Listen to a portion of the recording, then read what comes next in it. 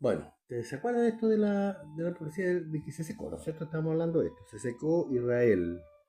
Cuando Jesús lo habló, no se había secado aún cuando estaba muerto, porque en realidad Israel había perdido todo el espíritu y es parte del proceso en el cual Dios venía trabajando con el pueblo, con la nación de Israel, y les mandó a su Hijo Jesucristo para que entendieran el verdadero propósito de la ley, y no lo entendieron ellos, no entendió la humanidad. Por muchos años los israelitas han tapado y negado esta realidad espiritual de que Jesús es el Mesías y que Él vino a cambiar esto, a transformarlo. Y hay un profeta maravilloso que se llama Ezequiel, que tiene muchas profecías preciosas, muchas de ellas se están cumpliendo exactamente hoy día, pero yo creo que vayan al macro. Jesús mandó a secar la higuera se secó, y eso está en la representación física de que Israel se esparció, perdió todo lo que tenía, su tierra, perdió. Lo que no perdieron fue sus costumbres, lo que no perdieron fue su legado, y mantuvieron su fe pegado a la religión, sus tradiciones, esparcidos en el mundo, en Rusia, en Alemania, en Argentina, en todo el mundo fueron esparcidos tal como Dios lo prometió en múltiples profecías bíblicas de muchos profetas. ¿Ya? Pero, el, pero Dios dijo, pero Dios tenía un plan. Y desde antes, estamos hablando del año 600 antes de Cristo. 600. Lo que hizo Jesús allá fue complementar algo que ya Ezequiel venía hablando en el año 600 antes de Cristo. ¿No es cierto? Con Cristo estamos hablando del año 33 aproximadamente después de Cristo, pero ahora estamos hablando del año 600 antes de Cristo y empecemos a leer varias cosas. Quiero darles las ideas de lo que Dios estaba preparando arriba en el cielo, que va más allá del concepto de la historia. Yo siempre dije que Dios pinta cuadros con la historia del hombre. Pinta los cuadros, Él los pinta y después la historia se va cumpliendo tal como está esa pintura. En Ezequiel 34 se hace una profecía contra los pastores de Israel, los pastores de Israel. Mira, esto tiene mucho que ver también con los pastores actuales. Pues si tú lees eh, la profecía de 34, el capítulo 34 completo, habla de que justamente los pastores, los líderes religiosos, la gente que debía dirigir al pueblo en el camino espiritual, fueron pastores carnales, eh, ambiciosos, codiciosos, que no cuidaron a la oveja. También habían ovejas que eran eh, muy mala leche, muy de mala condición, y que estorbaban a las ovejas que eran más pobres, más débiles. Y este pasaje habla primero que va a empezar a castigar a los pastores. Y dice, y le avisa algo mucho maravilloso en el 34-23.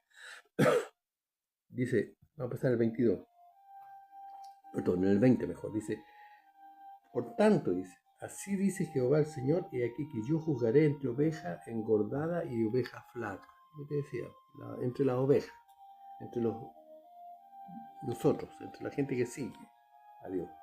Por cuanto empujaste con el costado y con el hombro y cornaste con vuestros cuernos a todas las débiles hasta que las echasteis y las dispersasteis. Yo salvaré a mis ovejas y nunca más serán para rapiña, y juzgaré entre oveja y levantaré sobre ella un pastor, y él las apacentará a mi siervo David, él las apacentará y les será por pastor. Aquí está hablando mira, está hablando de cómo Jesús venía a apacentarnos. Él iba a ser el gran pastor, el pastor que no desecha a la oveja y que le da justicia y le da alimento. Mira, veamos Juan 10. ¿Qué dice Jesús en Juan 10? Vamos a ir a buscarla, porque primera cosa quiero decirte que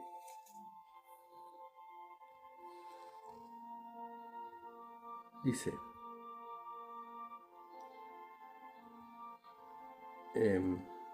y volvió pues Jesús a decirles, el versículo 7, de cierto os digo, yo soy la puerta de las ovejas. Todos los que antes vinieron de mí, ladrones son y salteadores, pero no los oyeron las ovejas. Yo soy la puerta, el que por mí entra será salvo, y entrará, y saldrá, y hallará pasto.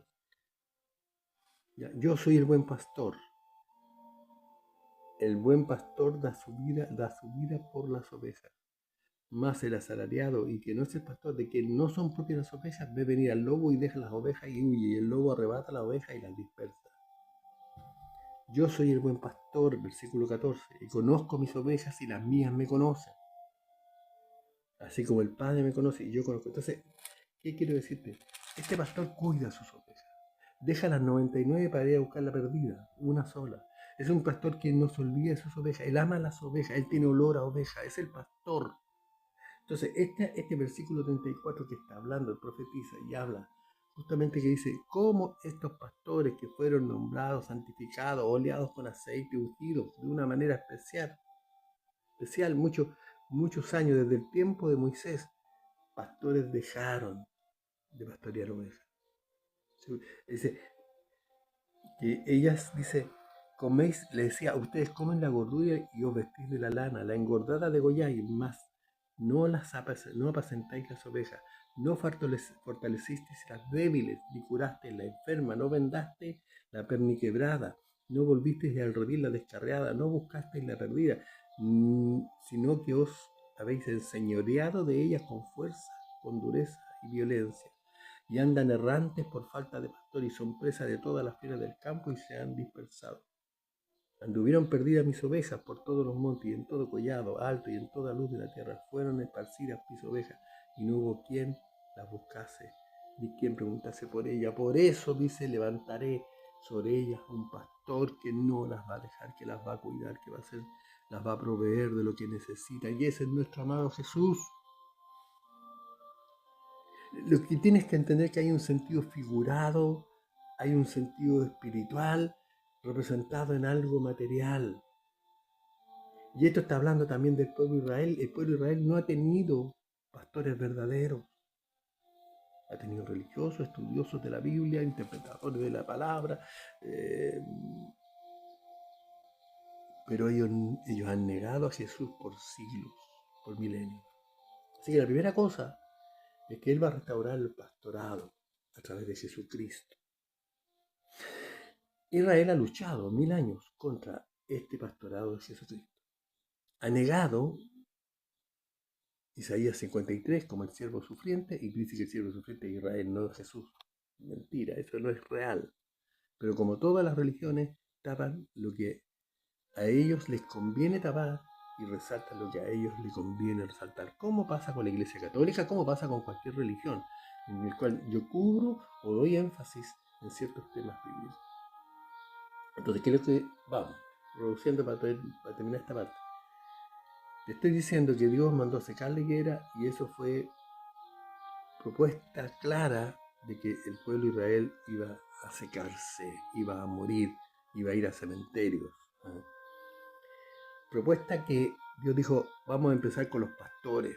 Los pastores van a salir de su labor pastoral porque no la han cumplido.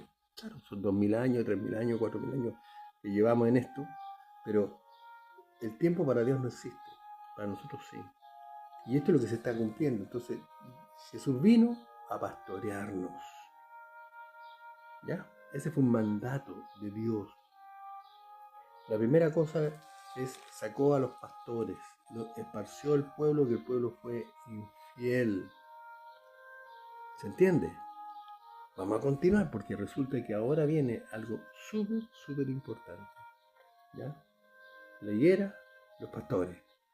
Pero ahora viene un milagro portentoso, chicos, portentoso, grandioso, maravilloso. Ojalá que lo podamos explicar, que Dios nos dé la sabiduría para poder darlo, entender en toda su realidad. Espérenme que ya volvemos inmediatamente.